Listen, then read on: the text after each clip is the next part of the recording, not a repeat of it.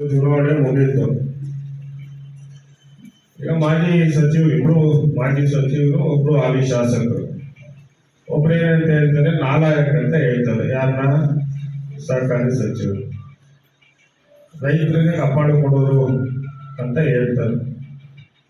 ಇದೇ ಸೋಮಶೇಖರ್ ರೆಡ್ಡಿನ ನಾಮಿನಿ ಮಾಡಿದ್ರಲ್ಲಪ್ಪ ರಾಜ್ಯದ 4 ಒಕ್ಕೂಟಕ್ಕೆ.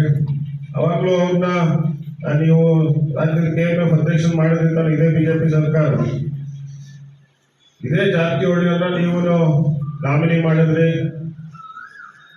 ಅಧ್ಯಕ್ಷರು ಮಾಡಿದ್ರಿ. ಅವಾಗ ಇಡೀ ರಾಜ್ಯಕ್ಕೆ ರೈತರು ಕಾಪಾಡಿಕೊಟ್ಟಿಲ್ವಾ? ಈಗ ಇಲ್ಲಿ ಯಾರೋ ಒಬ್ಬ ಹಿಂದುಳಿದವನೊಬ್ಬ ದಲಿತ ಅಧ್ಯಕ್ಷ ಆಗ್ತಿದ್ದಂಗೆಲ್ಲ ಇವ್ರಿಗೆ ತಡ್ಕೊಳಕ್ಕಾಗಲಿಲ್ಲ. ತಡ್ಕೊಳಕ್ಕಾಗ್ದಲೇ ಇರೋದಕ್ಕೆ ಕಾಪಾಡಿಕೊಡೋದು. ಹೌದಲ್ಲ? ಪಾಪ ಸದಾನಂದ ಗೌಡ್ರದ್ದು ಅದೃಷ್ಟ ಆಯ್ತು, ಅವ್ರನ್ನು ನಾಮಿನಿ ಮಾಡಿದ್ರು KMF ಅಧ್ಯಕ್ಷ ಮಾಡಕ್ಕೆ. ಬಟ್ ಅವತ್ತಿನ ಪರಿಸ್ಥಿತಿ ಆಗ್ಲಿಲ್ಲ. ಅವ್ರು ಆಗ್ದಲೇ ಇದ್ದಕ್ಕೆ ಅದಾದ್ಮೇಲೆ ಅವ್ರು ರಾಜ್ಯದ ಮುಖ್ಯಮಂತ್ರಿ ಆದ್ರು. ನಾಮಿನಿ ಮಾಡಿ KMF ಅಧ್ಯಕ್ಷ ಮಾಡಬೇಕು ಅಂತ ಅವತ್ತಿನ ಸರ್ಕಾರ ಬಹಳ ಪ್ರಯತ್ನ ಮಾಡಿದ್ರು. ಅದಾಗ್ಲಿಲ್ಲ. ಅವ್ರನ್ನ ರಾಜ್ಯದ ಮುಖ್ಯಮಂತ್ರಿಯಾಗಿ 1 ವರ್ಷಗಳ ಕಾಲ ಈ ರಾಜ್ಯದ ಮುಖ್ಯಮಂತ್ರಿಯಾಗಿ ನಾವಿನಿ ನೋಡು. ನಾನು ಆ ಮಾಜಿ ಕಾನೂನು ಸಚಿವರು ಕೇಳ್ಕೊಳ್ಳುವಂಥದ್ದು, ನಾನಾಯಕಂತ ಮಾತನ್ನ ನೀನು ಉಪಯೋಗಿಸ್ತಿಲ್ಲಪ್ಪ, ನೀ ಏನಪ್ಪ ಬಹಳ ಬುದ್ಧಿವಂತ ಅಂತ ಹೇಳ್ಬೇಕ ನಿಮ್ಮನ್ನ?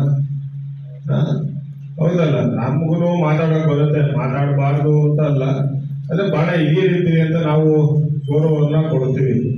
ಆದ್ರೆ ಬಹಳ ಬೃಹಸ್ಪತಿ ತರ ನೀವು ಮಾತಾಡ್ತೀರಿ. ನಿಮ್ಗೆ ಅಷ್ಟು ಜ್ಞಾನ ಇಲ್ಲ ಯಾರ ಬಗ್ಗೆ ಏನ್ ಮಾತಾಡ್ಬೇಕು. ಇಲ್ಲ ಹಿಂದೆ ಯಾರನ್ನ ಮಾಡುವಂತ ಸಂದರ್ಭದಲ್ಲಿ ನೀವು ಅವತ್ತಲ್ಲೇ ಇದ್ರಲ್ಲ, ನೀವು ಕೂತು ನೀವು ಶಾಸಕರಾಗಿದ್ದಂತ ಸಂದರ್ಭದಲ್ಲಿ ನಿಮ್ಮ ಪಕ್ಷನೇ ನಾಮಿನಿ ಮಾಡಿದಂತ ಸಂದರ್ಭದಲ್ಲಿ ಅವತ್ತಾಕೆ ಮಾತಾಡ್ಲಿಲ್ಲ?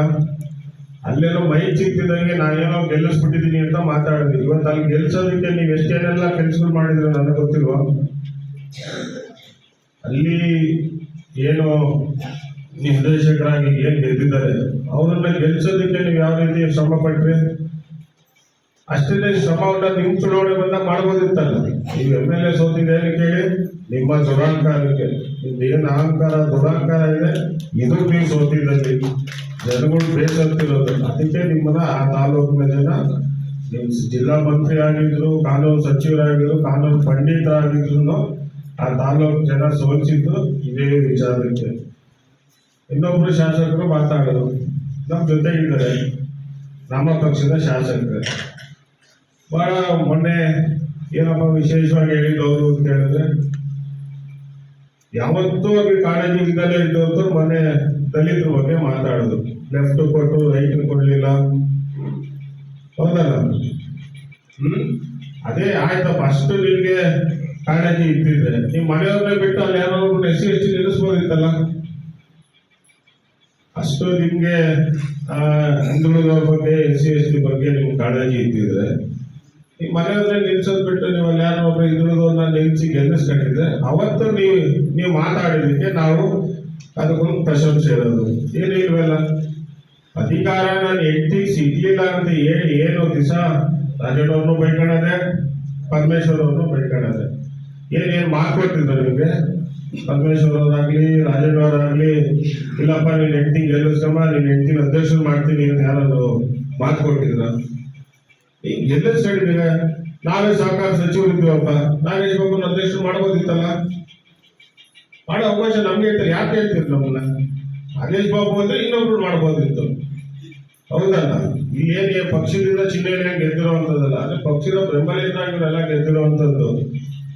ಯಾರನ್ನಾರು ನಾವು ಗೆಲ್ಲಿಸ್ಕೊಂಡು ನಾವು ಯಾರು ಅಧ್ಯಕ್ಷರು ಮಾಡ್ಬೋದಿತ್ತು. ಆದ್ರೆ ಇವತ್ತು ರಾಜಕೀಯ ಸನ್ನಿವೇಶದಲ್ಲಿ ನಾವು ಏನೋ ಒಬ್ಬನ್ನ ಆಗ್ದಲೇ ಇರುವಂತ ವ್ಯಕ್ತಿನ, ಒಬ್ಬನ್ನ ಒಂದು ಜನಾಂಗವನ್ನ ಗುರುತಿಸಿ ಮಾಡಿರೋದಕ್ಕೆ ಇವ್ರಿಗೆ ತಡ್ಕೊಳಕ್ ಆಗ್ತಿಲ್ಲ. ಚಿಕ್ಕನಾಯಿಗಳಿಗೂ ತಡ್ಕೊಳಕ್ ಆಗ್ತಿಲ್ಲ, ಗುಬ್ಬಿಯವ್ರಿಗೂ ತಡ್ಕೊಳಕ್ ಆಗ್ತಿಲ್ಲ. ಏನೇನೇನೋ ಮಾತಾಡಿದ್ದೆ ನಾನು. ಇದು ವೇದಿಕೆ ಅಲ್ಲ, ಇನ್ನ ಹೆಚ್ಚು ಅವ್ರ ಬಗ್ಗೆ ಹೇಳ್ಬೋದು. ಸಂದರ್ಭ ಇನ್ನ ಇದೆ. ಈ ಸಂದರ್ಭ ಈ ಜಿಲ್ಲಾ KMF ಅಧ್ಯಕ್ಷನ ಸನ್ಮಾನ ಮಾಡಬೇಕಾದ್ರೆ